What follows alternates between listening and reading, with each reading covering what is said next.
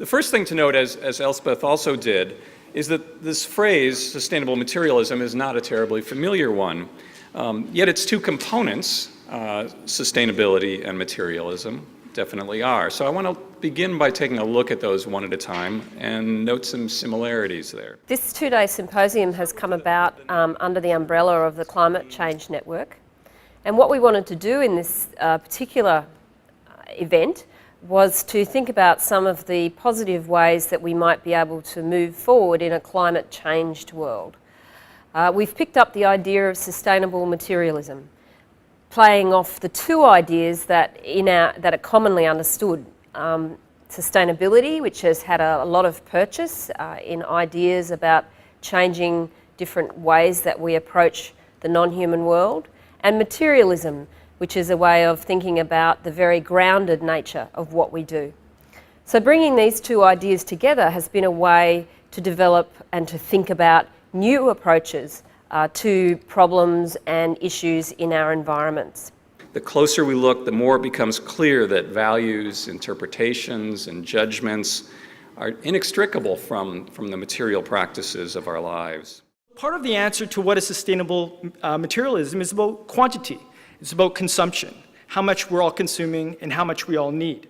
We have had a public event on the first night that brought together our international speakers from Iceland, America and Canada to talk about the idea of what this actually meant, sustainable materialism.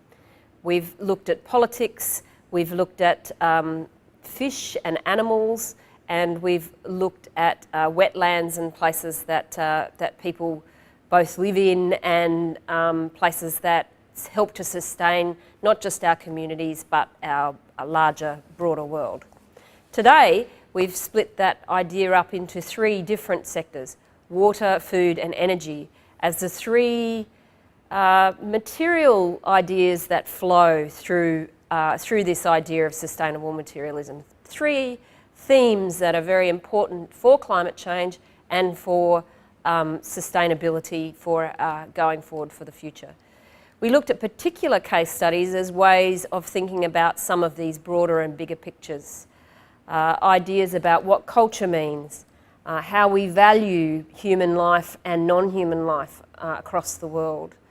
How does conflict and violence help us to understand ways that we might go forward?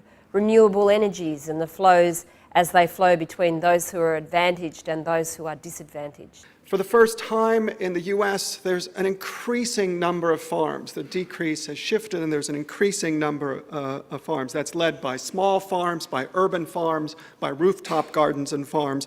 Many of the owners are young people, they're recent immigrants, they're women. There's just an incredible amount of energy being put into food production and distribution as a political statement, as a social statement.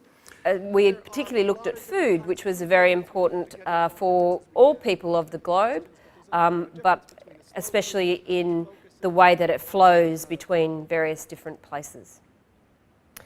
We've wrapped our day up with thinking about new projects and projects for the future, which particularly build collaborative efforts between the humanities, business and the sciences as a way to break out of the moulds of each of our disciplines to think about sustainable materialism for the future.